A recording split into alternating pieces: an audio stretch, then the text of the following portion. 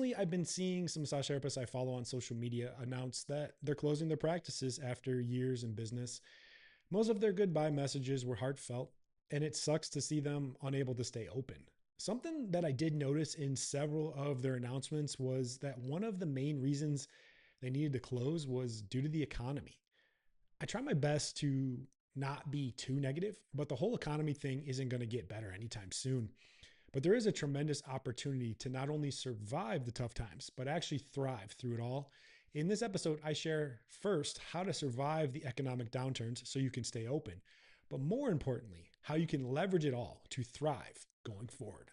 Welcome back to the Soft Tissue Treatment Revolution podcast, where we teach overworked massage therapists a new treatment method that cuts session times in half and eliminates the frustration of inconsistent results so they can avoid burnout and help more people get out of pain. Thanks for stopping by and checking out the show. So it seems like forever ago, but about 6 years ago, we were full in on the COVID nonsense and people were closing up shop like crazy. That was way worse than it is right now because a lot of people were actually terrified to just go around other people, and it crushed the massage profession and a lot of people truly had to quit.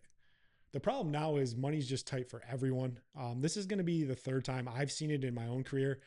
I got right out of school back in like 2011. This was right at the time of like the recession, the banking crisis and everything like that. So when I got out, I was like, I didn't even really know anything. I was already poor, so it didn't really affect me that much because I was fresh out of school. Then I saw it again, 2020 to 21 is the whole COVID thing and everything that happened with that one. That one was, like I said, a little more tricky because people were literally scared to like be around other people. It wasn't as much a money thing as like being scared. So that one was actually a little harder. And then just now what's happening, I mean, inflation's through the roof, costs are going through the roof.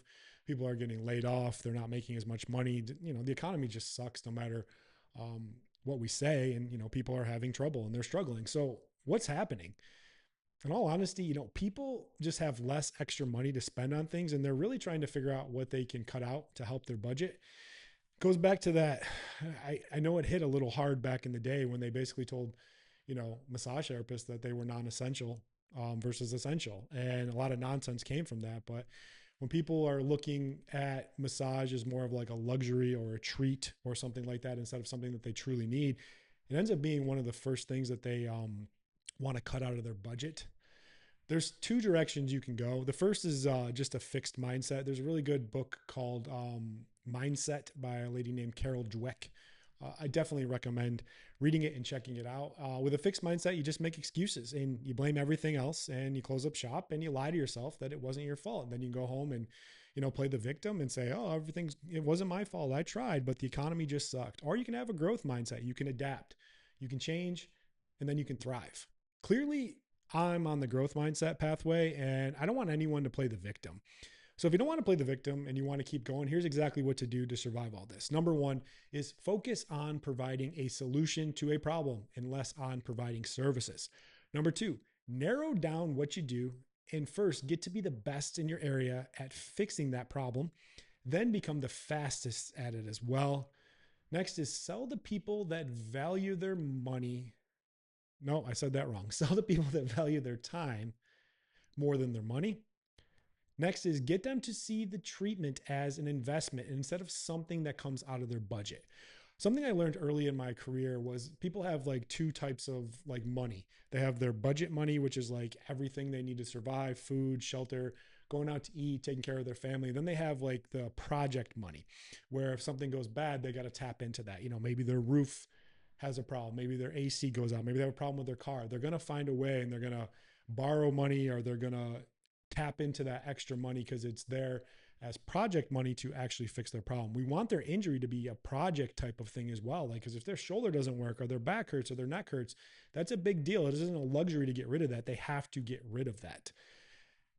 Next is make content specifically about common problems and pain people have and explain over and over and over again how you can provide a solution.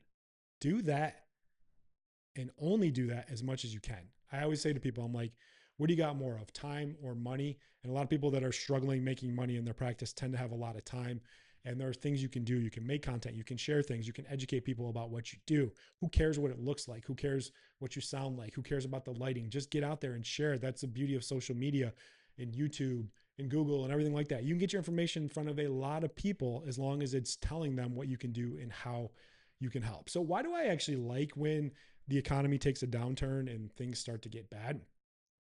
It actually rewards excellence.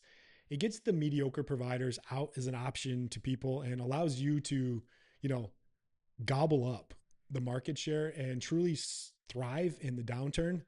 Really focus on a growth mindset. Commit to making the change. Go all in. Ignore all the other nonsense and noise and see it through to the end. Or you should just quit now and always tell the story of how you tried, but the economy just wouldn't allow it, which is some of the weakest stuff there is. And it would really just be best if you did quit, if you have that type of mindset. But I really don't want you to be that person, which is why I put this information out there. So that's all I got in the episode. As I close out every episode, go out there and be great this week. The world needs access to your amazing treatments so they can stay the hell away from the traditional medical model of pain pills, injections, and surgeries that only make things worse and ruins people's lives. And I will catch you on the next one. Bye.